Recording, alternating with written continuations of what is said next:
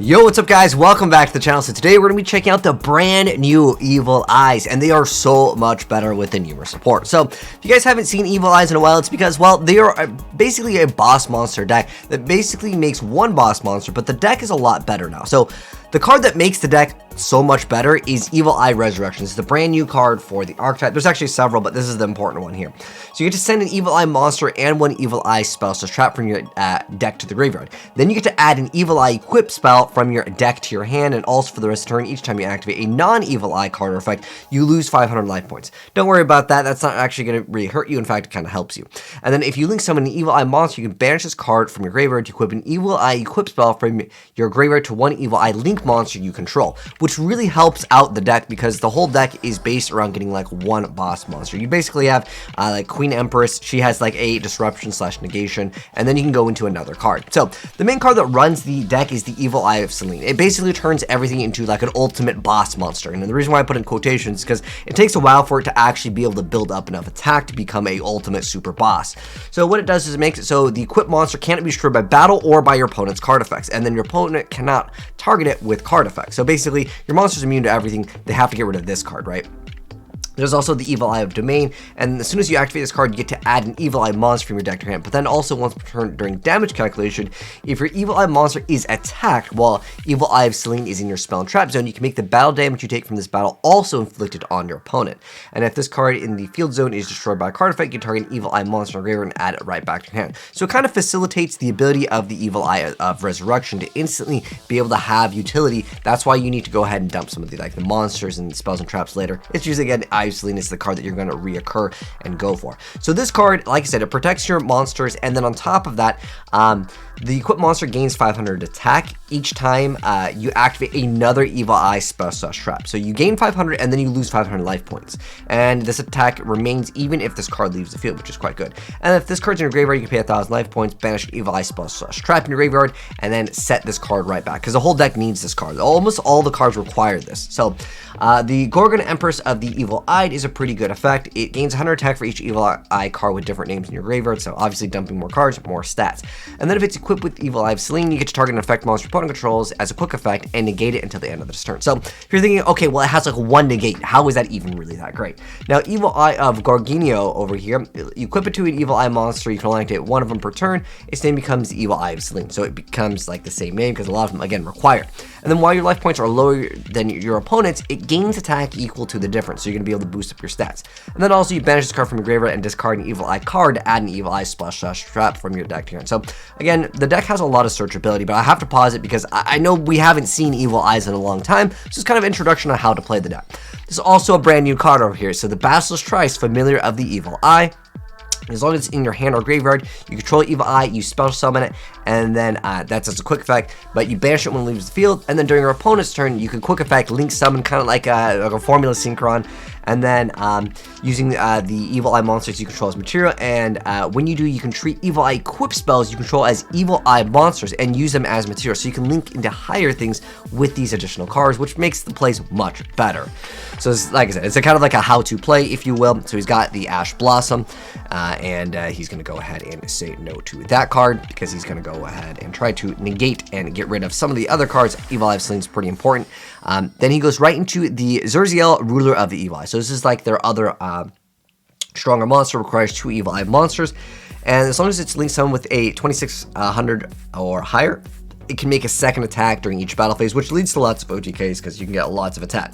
Now, if this card is equipped with Evil Eye of Selene as a quick effect, you can target a card your opponent controls and destroy it.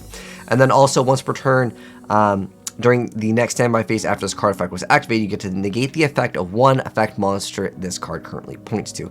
It's not really too useful because your opponent will just not use this zone, but it is kind of something important to go ahead and mention. So with that brand new card, you're able to banish it, and then that way you can instantly re-equip it with the Eye of Selene. This is like the most important thing here because this allows you to make this play without going like 2-, because then you basically lose out everything. You'd have to wait a turn, then you'd have to pay 1,000, then reset it. You guys get what I'm saying. Like, it's immediately activated, so it becomes much more powerful. So he's going to go ahead and activate his effect. But every time he activates a card, he's going to be able to lose 500 life points, but then he's going to gain 500 additional attack. So now he's going to go ahead and go for Cerziel. Cerziel's going to go search another card, goes for the new Evil Eye Resurrection, which basically runs the deck, and then we got an Evil Eye of Selene. Each time he's going to be activating an effect, he loses 1,000, but he's going to be gaining a bunch of attacks. So the whole deck is basically set up around, you go for turn 1, get a bunch of stats on your monsters, make it so it can't be destroyed by battle, can't be targeted, cannot be destroyed by card effects. And then you have basically 2 negations, which honestly is kind of weak in Yu-Gi-Oh, let's be honest. But he had hand traps, so that's like, you know, trying to make it as meta as possible. Then the following turn, you equip it with all of the Evil Eye of Selene's, because you just start dumping them into the graveyard, and then you basically swing for game. You can see he's got a 7,600 attacker, quick effect. As long as it's equipped with Eye of Selene over here, it can make a also... if it's Link Summon, it can technically right now it can make a second attack. It's 7,600. Obviously, even in tag duels, you can OTK people. But as long as you equip with the Eye of Selene as quick effect, you target a card your opponent controls and pop it, which is good. And then also we have another Gorgon Empress, and this one is equipped with the other one. Now, one thing I want to mention that's important: don't invest all your monsters into like equipping everything to one monster. What can happen is your opponent can stop it, disrupt it, kaiju it, and you basically lose, which is basically how this deck loses at the end of the day. But he's just going to take massive amounts of damage. So that's our introduction to the deck. I was thinking about getting more gameplay footage, but it's the exact same thing again and again. It's just go for the queen, and then you go right into Cerziel for the most part. That's like the bread and butter. Let's go and go over the deck profile, and I also want to explain some of the other cards in the deck, just in case if you guys do want a deck profile. So again, the highlights of this are basically this, just a free extra card that you can special summon during your opponent's turn, and then the quick effect, Form of Synchron, going into a stepping stone. So this was the build that you guys saw, courtesy of Player here. Shout out to him for this build. There was Mystic Mind, but you don't really need it in the deck. I already explained the Evil Eye of Resurrection, but I didn't get to explain the other cards in the deck because some of them are kind of important as well. So Evil Eye of Defeat, if you control an Evil Eye monster, you can target 1 monster on the field or up to 2 if Evil Eye Selene is in your spell and trap zone, and you get to bounce them back to him. So you get like a double compulse over there. I really wish that you can bounce back like whatever. That would really help out the deck. It would, like if you could bounce back spell and trap and your own cards and stuff. You also have Retribution, so as long as